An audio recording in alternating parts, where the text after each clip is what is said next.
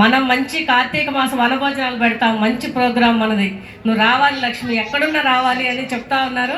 విజయవాడ నుంచి రావడం జరిగింది. నేను ఆంధ్ర తెలంగాణ 2 రాష్ట్రాలు 2 కళ్ళుగా భావిస్తూ నేను నా అవసరం ఎక్కడ ఉంటే అక్కడ రాలేను అని మాత్రం చెప్పను. మ్యాక్సిమం 99% వెళ్ళి అటెండ్ అవుతూ ఉంటాను. రావడం ముఖ్యంగా నాకు చాలా సంతోషంగా ఉంది. ఇన్వైట్ చేసినందుకు ఉపేంద్ర గారికి ధన్యవాదాలు చెప్తున్నాను. మీ అందరికి ముఖ్యంగా మహిళలు అంటే ఇంకా మహిళలు ఎక్కడుంటే అక్కడ నేను ఉంటాను. కానీ నేను చేసే కార్యక్రమాలకి ఒక ఊరు ఒక ఏరియా అని చెప్పను. ఎందుకంటే ఆంధ్ర తెలంగాణ మొత్తం మిక్స్ అయి ఉంది నా చరిత్ర. మా తాతగారు నర్రా జిల్లాలో తిరుగుతూనే ఉంది.